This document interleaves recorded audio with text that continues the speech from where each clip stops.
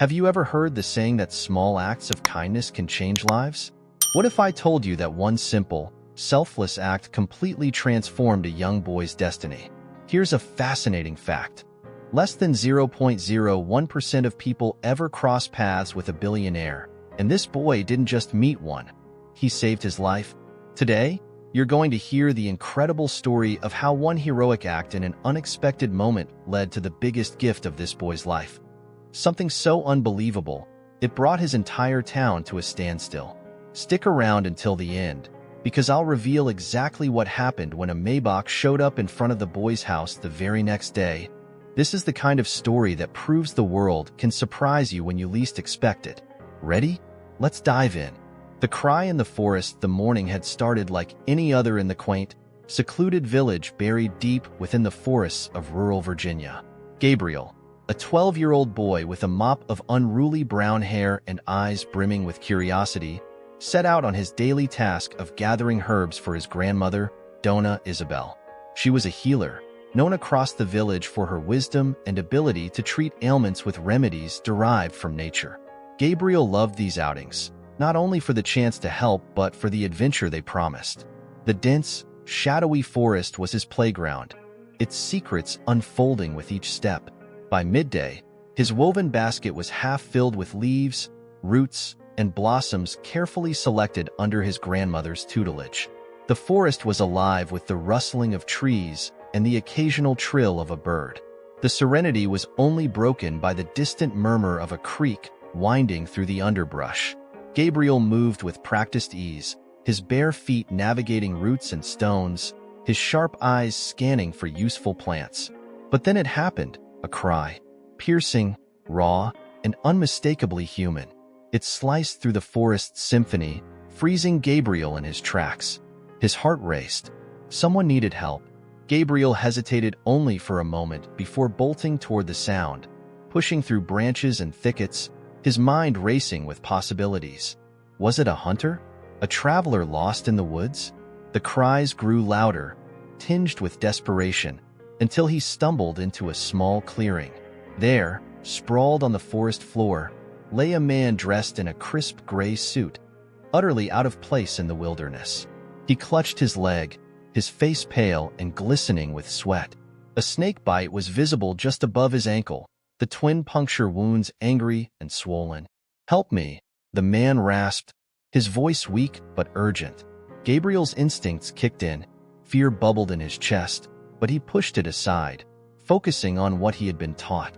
"Stay still," he instructed, his voice steady despite his pounding heart. He tore a strip from his worn shirt and crafted a makeshift tourniquet, tying it tightly above the wound to slow the venom's spread. Remembering the plants his grandmother had taught him about, he quickly scanned the clearing.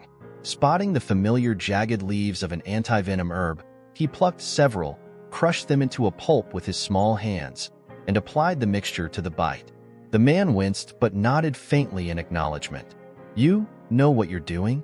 "My grandmother taught me," Gabriel replied, his voice tinged with urgency. "We need to get you out of here." The man's breathing was labored, his suit jacket soaked in sweat, but he managed to stand with Gabriel's help. The boy supported him as they stumbled back toward the nearest dirt road. It felt like hours, though it was likely only minutes, before the familiar hum of an engine reached Gabriel's ears. He waved frantically, and an old truck screeched to a halt. "What happened?"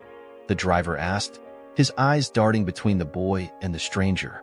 "Snakebite," Gabriel explained quickly. "We need to get him to the hospital." The truck driver nodded, helping Gabriel hoist the man into the passenger seat. Gabriel climbed in the back, his heart pounding as the truck sped toward the small clinic in the nearest town. Eduardo Montenegro, as the man would later introduce himself, remained conscious but weak, his gratitude evident in his occasional glances toward the boy. By the time they reached the clinic, Eduardo was rushed inside, leaving Gabriel outside to reflect on the strange encounter. The boy had no way of knowing that this single act of bravery would soon alter the course of his life and the destiny of the entire village. The dawn of the following day brought a sense of calm to Gabriel's small home, but it was a deceptive tranquility. The humble house, constructed of weathered wood and perched on the edge of the forest, was alive with murmurs. Donna Isabel hummed softly as she prepared tea, the fragrant steam curling in the air, while Gabriel quietly mulled over the events of the previous day. He had saved a man's life, a man who, even in his disoriented state, exuded an air of wealth and authority. The familiar routine was interrupted by a sound no one in the village had heard before, a low, smooth hum that grew steadily louder. Gabriel stepped out onto the porch and froze. A sleek, black Maybach, its glossy surface reflecting the morning sun, glided to a stop in front of their home. It was a car unlike any Gabriel had ever seen, its presence strikingly incongruous against the backdrop of dirt roads and modest wooden shacks. Villagers began to gather, their curiosity piqued. Children whispered in awe, their wide eyes fixed on the imposing vehicle, while adults exchanged wary glances. The driver, a sharply dressed man with an air of professionalism, exited first, opening the rear door with a practiced gesture. Eduardo Montenegro stepped out, looking far better than he had the previous day. Though his complexion was still pale, he was immaculately dressed in a fresh suit, his demeanor calm and composed. His sharp eyes scanned the gathering crowd before landing on Gabriel, who stood motionless by the porch.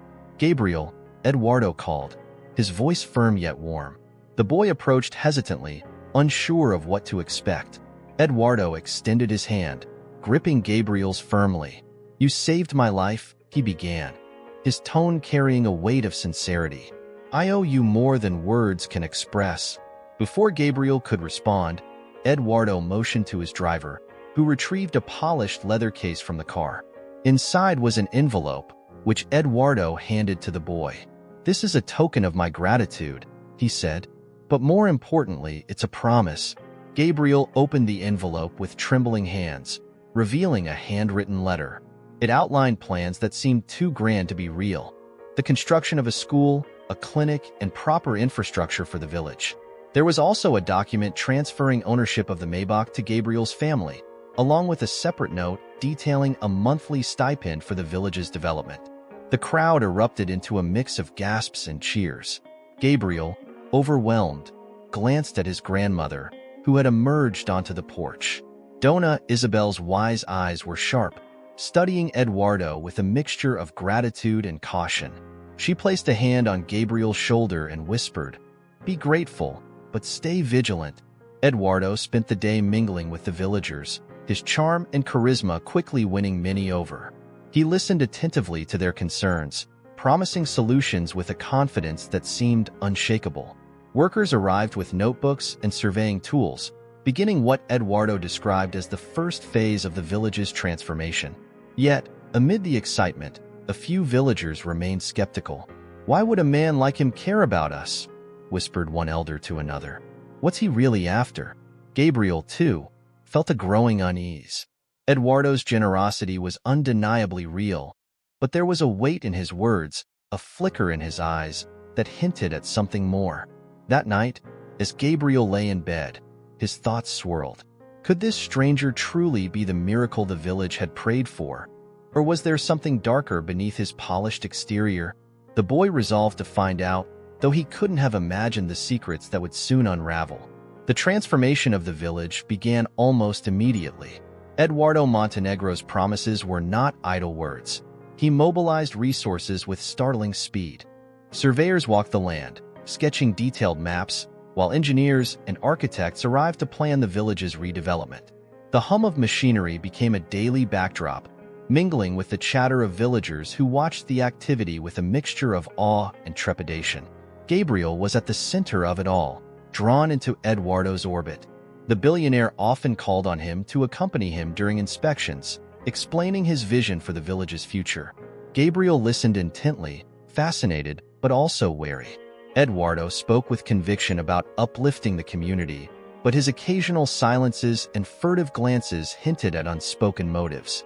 "You remind me of myself at your age," Eduardo confided one day as they stood overlooking a clearing that would soon become the site of a new school. "Curious, resourceful, willing to help others. That's a rare combination, Gabriel." Gabriel appreciated the compliment, but couldn't ignore the undercurrent of melancholy in Eduardo's voice. "Why are you doing all this?" the boy asked, his tone cautious but genuine. Eduardo paused, his gaze distant. Let's just say I've made mistakes in my life. Big ones. This is my way of making things right. Gabriel wanted to believe him, but doubt lingered. Eduardo's wealth and influence were undeniable, yet his sudden interest in a remote, struggling village seemed too convenient. The air of unease thickened when a black SUV arrived late one evening, parking discreetly at the edge of the forest. Gabriel noticed it first, its sleek body blending into the shadows. A man stepped out, dressed in a tailored suit that rivaled Eduardo's elegance, but his demeanor was colder, his movements calculated. Gabriel watched from a distance as Eduardo greeted the stranger, their conversation hushed but intense. The next morning, the SUV was gone, but Gabriel couldn't shake the memory of the encounter. He mentioned it to Dona Isabel, who frowned deeply. "The forest keeps no secrets for long," she murmured cryptically. "If something is hidden, it will be revealed." Gabriel decided to investigate further. He began following Eduardo more closely, observing his movements and listening to snippets of conversations. Eduardo's demeanor shifted subtly when he thought no one was watching. The man who had appeared warm and benevolent now seemed guarded, his charm occasionally slipping to reveal flashes of tension. One afternoon, while wandering near the edge of the forest, Gabriel stumbled upon something unexpected, a small, weathered cabin partially hidden by overgrown vines. It didn't appear to belong to any villager, and Gabriel had never noticed it before. The door was slightly ajar, revealing stacks of boxes and crates inside. Curiosity drove Gabriel to step inside. The air was thick with dust, and the wooden floor creaked beneath his weight. The crates were marked with cryptic symbols, and among their contents were maps, blueprints, and official-looking documents. Gabriel's eyes widened as he recognized the layout of his village, marked with red XS. What truly caught his attention, however, was a thick file labeled Project Horizon. Gabriel flipped it open, his heart pounding as he skimmed the pages. The documents detailed plans for mineral extraction beneath the village, with projections of enormous financial gain. Eduardo's name was all over the paperwork. Gabriel felt his stomach churn. The generosity, the rapid developments, the black SUV. It all began to make sense. Eduardo wasn't just here to help. He was here for the wealth buried beneath their feet. Gabriel rushed back to his grandmother, clutching the file. He laid the documents before Dona Isabel, explaining everything he had seen. She listened in silence, her face a mask of calm, though her eyes betrayed her alarm. "This is serious, Gabriel," she said finally. "If this is true, Eduardo is not here to save us. He's here to exploit us." Gabriel's mind raced with questions. Should they confront Eduardo? Should they tell the villagers? What if no one believed them? Dona Isabel placed a hand on his shoulder. "We must tread carefully. The truth has power, but it can also be dangerous." That night, Gabriel lay awake, the weight of the discovery pressing down on him. Eduardo's secret plan threatened not only the forest but the very future of the village. Yet Gabriel couldn't shake the feeling that there was more to Eduardo's motives, something still hidden in the shadows. Gabriel couldn't shake the sense of urgency that had consumed him since his discovery of Project Horizon. The village's peaceful rhythm seemed unchanged, but to Gabriel, everything now carried a heavier weight. Eduardo's warm demeanor, the hum of construction, and even the excited chatter of the villagers about the new school. It all felt like a facade hiding something ominous. One quiet evening, as the village settled into its nightly routines, Gabriel noticed Eduardo slipping away from his lodging. The man moved with an uncharacteristic air of secrecy, casting glances over his shoulder. Gabriel, ever curious and now deeply suspicious, decided to follow him. The forest at night was a different world. Shadows stretched and twisted under the faint glow of the moon, and the usual sounds of birds and rustling leaves gave way to an eerie silence. Gabriel kept his distance, moving stealthily across the uneven ground. He watched as Eduardo made his way to the hidden cabin Gabriel had discovered days earlier. From behind a dense thicket, Gabriel saw Eduardo meet with two men, one of whom was the same stranger who had arrived in the black SUV. They stood under the dim light of a lantern, their voices hushed but their gestures intense. Gabriel strained to hear their conversation, his heart pounding in his chest. "This can't take longer than another month," Eduardo said, his voice low but firm. "The villagers are starting to trust me, but any delay could ruin everything." One of the men, with a cold, authoritative tone, replied, "We need to expedite the drilling. The longer we wait, the higher the risk. If anyone finds out, they won't," Eduardo interjected sharply. "I've got this under control." Gabriel's breath caught in his throat. Drilling? What were they drilling for? The papers he'd found spoke of mineral wealth, but he hadn't understood the full scale of the operation until now. Just as Gabriel was preparing to retreat, another detail caught his attention. From the corner of his eye, he noticed a faint, unearthly glow emanating from the far side of the cabin. It wasn't from the lantern or the flashlights the men carried. It was something deeper in the woods. Gabriel crept closer, careful not to alert the men. As he approached the source of the glow, he realized it was coming from a fissure in the ground. The light was pulsating, like a heartbeat, casting eerie patterns on the surrounding trees. The sight sent a chill down Gabriel's spine. Whatever Eduardo was after, it wasn't just minerals, it was something far stranger. The boy retreated carefully, his mind racing. The glow, the drilling, the secrecy. It all pointed to a larger mystery, one that threatened not just the forest but the entire village. Gabriel rushed back to his grandmother, arriving breathless and shaken. He recounted everything he had seen, from the secret meeting to the pulsating glow in the woods. Donna Isabel listened intently, her face darkening with concern. "That glow you describe," she murmured, "it isn't natural. The forest has its own power, Gabriel, its own spirit. If Eduardo is disturbing something sacred, we could all pay the price." Her words sent a fresh wave of fear through Gabriel. He had always felt a connection to the forest, as if it were a living, breathing entity. Now, that connection seemed more real and more dangerous than ever. "We need to warn the others," Gabriel said, his voice trembling. Donna Isabel shook her head. "Not yet. We need more than a story and some stolen papers.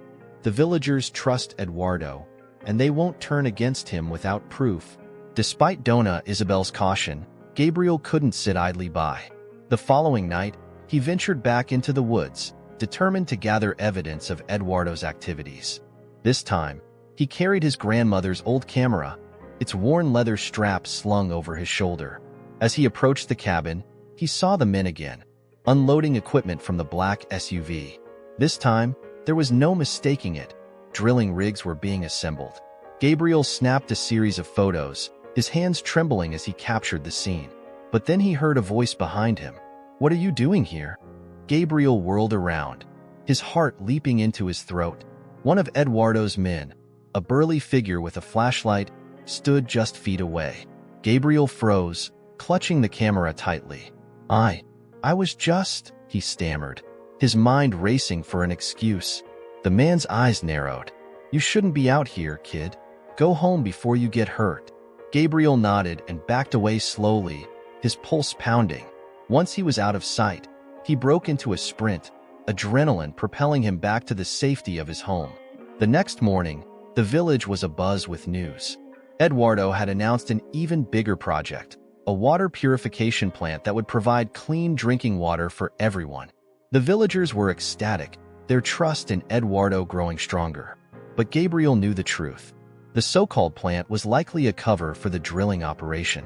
Worse, the strange glow in the woods haunted his thoughts. Was it a natural phenomenon, or something more dangerous? And how far was Eduardo willing to go to achieve his goals? Gabriel shared the photos with Donna Isabel, who studied them with a grim expression. "You've done well, Gabriel," she said. "But this is just the beginning. If we don't act soon, the forest and our village may never be the same." The tension in the village grew thicker with each passing day. While Eduardo Montenegro's plans brought excitement to most of the villagers, Gabriel and his grandmother, Donna Isabel, were consumed by the troubling discoveries they had made. The weight of what they knew pressed heavily on their shoulders. Project Horizon, the clandestine drilling, the mysterious glow in the forest. All signs pointed to something far more dangerous than anyone could have anticipated. Gabriel, driven by a mix of fear and determination, decided to revisit the strange fissure in the forest that emitted the pulsating light. This time, he brought a notebook and his grandmother's old pocket watch, which had a compass embedded in its cover. The glow seemed otherworldly, and Gabriel wanted to understand its source. However, he wasn't alone in his investigation. As he neared the location of the light, he heard a voice, a familiar one. Eduardo was there, speaking in hushed tones to the same men Gabriel had seen before. This time, the conversation was clearer. "We can't keep delaying," one of the men said, his tone sharp and impatient. "The deeper we go, the stronger the energy gets. Do you think I don't know that?" Eduardo snapped, his voice uncharacteristically harsh. "This isn't just about money anymore. If we don't handle this carefully, it could." He stopped mid-sentence, his gaze darting around the forest as if sensing a presence. Gabriel pressed himself against a tree, holding his breath. "What could it do?" the other man asked, his voice quieter now, tinged with apprehension. Eduardo didn't answer. Instead, he muttered, "Just keep it contained, and make sure no one else finds out." The men moved deeper into the forest, leaving Gabriel shaken but more determined than ever. Whatever Eduardo was hiding, it was more than just mineral wealth. It was something powerful, possibly dangerous. Gabriel followed the faint trail left by the men's footsteps, carefully avoiding detection. He arrived at the fissure once more, but this time, he ventured closer. The light emanating from the crack in the earth seemed stronger, almost alive, pulsing rhythmically like a heartbeat. As he examined the area, Gabriel noticed something he hadn't seen before. Strange carvings on the rocks surrounding the fissure. The symbols were intricate, their shapes unfamiliar, almost alien. Gabriel traced his fingers over one of them, feeling an odd warmth radiate from the stone. It was as if the forest itself were alive and trying to communicate. Gabriel sketched the symbols in his notebook, his mind racing. Were these carvings part of some ancient civilization? Was the glow connected to the village's past? He didn't have the answers, but he knew one thing. Eduardo was meddling with forces he didn't understand. That evening, Gabriel couldn't keep his discoveries to himself any longer. As Eduardo strolled through the village, basking in the villagers' gratitude for his latest project announcement, Gabriel intercepted him. "I know what you're doing," Gabriel said, his voice steady but laced with anger. Eduardo paused, his polished demeanor faltering for a brief moment. "Gabriel," he began, his tone carefully measured. "What are you talking about?" "The fissure, the glow, the drilling. You're lying to everyone about why you're here," Gabriel accused. He held up his notebook, showing Eduardo the sketches of the carvings. Eduardo's expression darkened. He looked around, ensuring no one was within earshot, then leaned in closer to Gabriel. "You don't understand," he said, his voice low but firm. "There's more at stake here than you can imagine." "Then explain it to me," Gabriel demanded. Eduardo hesitated, his confident facade crumbling slightly. "It's not just minerals under this village," he admitted. "There's energy, something ancient and powerful. If we can harness it, it could change everything. Power cities, revolutionize technology." Gabriel stared at him, horrified. "But at what cost? You're risking the forest, the village, everything." Eduardo placed a hand on Gabriel's shoulder, his expression softening. "I don't want to destroy this place, Gabriel. I want to save it. If I succeed, I can help millions of people. You have to trust me." But Gabriel couldn't.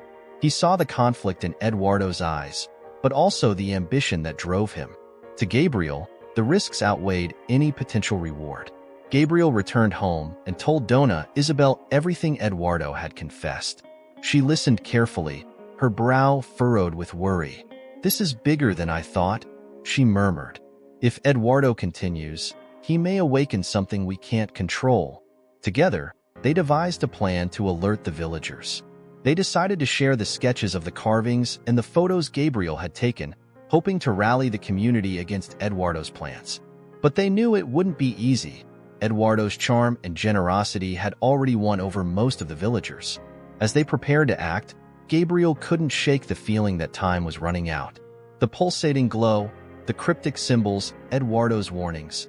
It all pointed to an imminent danger, one that threatened to unravel not just the village, but perhaps something far greater. The next day, Gabriel shared his fears with Dona Isabel, his wise and sharp grandmother. Though skeptical at first, she noticed the unease in her grandson's eyes and agreed to help. "People don't change overnight, Gabriel," she warned. "If Eduardo is hiding something, it will surface." Together, they decided to keep watch. That evening, while Eduardo dined with the villagers, charming them with tales of his plans, Gabriel and Dona Isabel searched the edge of the forest. They discovered fresh tire tracks leading to an abandoned cabin. Inside, they found maps of the village marked with red XS and more crates. Among the items were surveillance equipment, documents, and even explosives. Gabriel's heart sank. Whatever Eduardo was planning, it wasn't just philanthropy. Gabriel couldn't stay silent. The next day, he confronted Eduardo directly, away from the curious eyes of the villagers. "Why are you really here?" Gabriel demanded. "What are you hiding in the forest?" Eduardo's expression hardened. For a moment, he seemed on the verge of denial, but then his shoulders slumped. "You're a smart kid," he admitted. "I didn't want you to find out this way."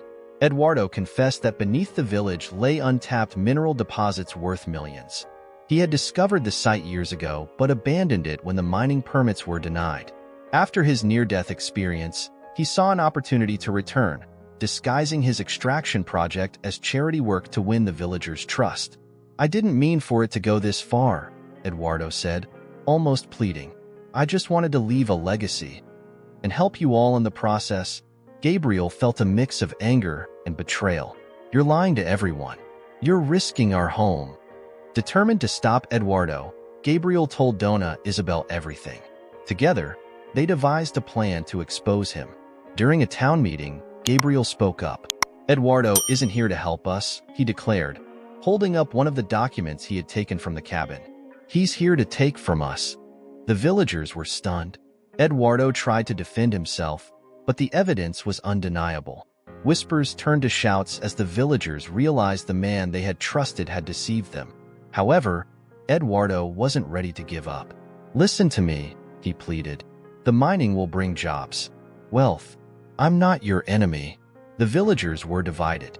Some wanted Eduardo gone, while others, desperate for change, considered his proposal. Gabriel, meanwhile, was determined to protect the forest. With Dona Isabel's guidance, he contacted environmental authorities, who began investigating Eduardo's activities. As pressure mounted, Eduardo faced a choice: abandon his plans or risk everything. Surprisingly, he chose a third option. Eduardo called another meeting and made a heartfelt confession. "I was wrong," he said. "I let greed blind me.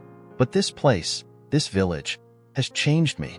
I'll stop the mining, and I'll invest in your community the right way." The villagers were skeptical but agreed to give Eduardo one last chance. Gabriel, too, decided to keep a watchful eye. Months later, the village was thriving.